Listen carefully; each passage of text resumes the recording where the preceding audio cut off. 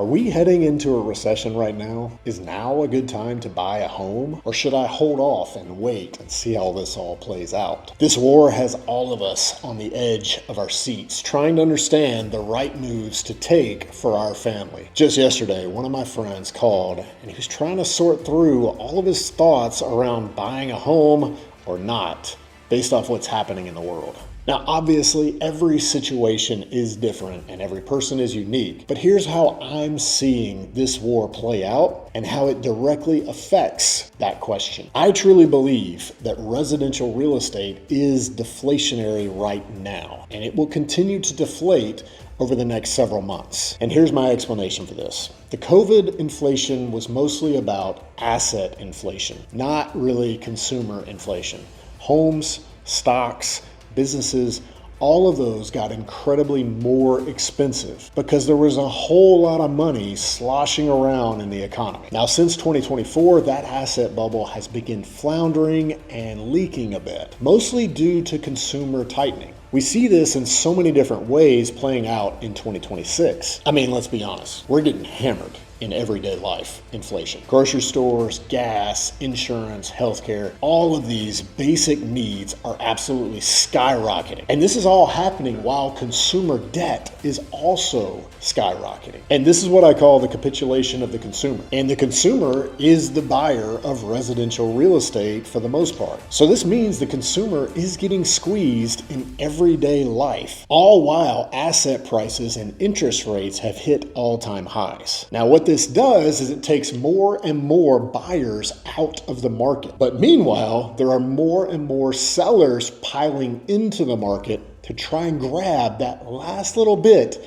of the asset bubble. Okay, so now we get to today and we get to this war that's happening in Iran. And honestly, this is going to shock the consumer necessities even more because they've taken out so much of the energy supplies out of the entire global market. It's going to drive the price of energy up, which means groceries and fuel at the pump are going to go higher. And so my take is that the residential buyer is just feeling too much pressure from all different angles right now. And thus the supply is going to continue to outpace the demand, which translates to residential prices continuing to fall out of the stratosphere that COVID created and back into something reasonable and normal for a reality that I don't understand and don't pretend to. Now, if you want to layer on top another element to this entire equation, it's very clear that Trump is going to be retooling the Fed with a team that targets a much lower interest rate. And obviously, they're going to do this as quickly as possible. Some might argue that this will drive prices up, but I'm going to argue the opposite. I believe that this will continue to increase home supply because it's going to unlock a larger portion of the market with interest rates equalizing and getting closer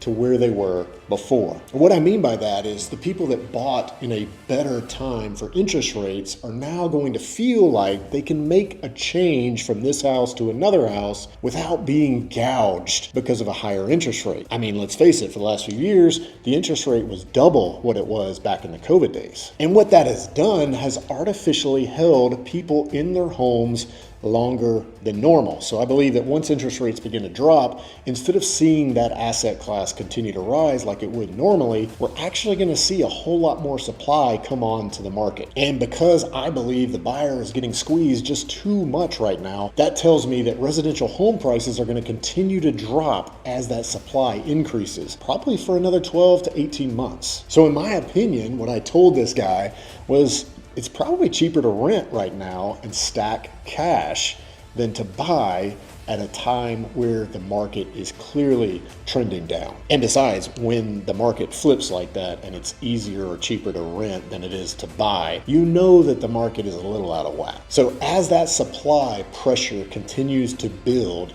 that's going to change the pricing for the current inventory. And if you've been stacking cash, I believe that there will be a great buying opportunity in the next 12 to 24 months. That'll give you a much better basis in that home than if you were to pull the trigger today. But again, there's a ton of factors that play into making this decision. and my friend was just looking for an opinion, and I thought it might be helpful to share that opinion here with you. Now, if you like this video, give us a thumbs up, and it'll show you the next video and what I'm doing with my family to protect our finances and our assets, and how we're positioning ourselves to be more resilient and more sovereign from here forward. All right, stay sovereign, friends.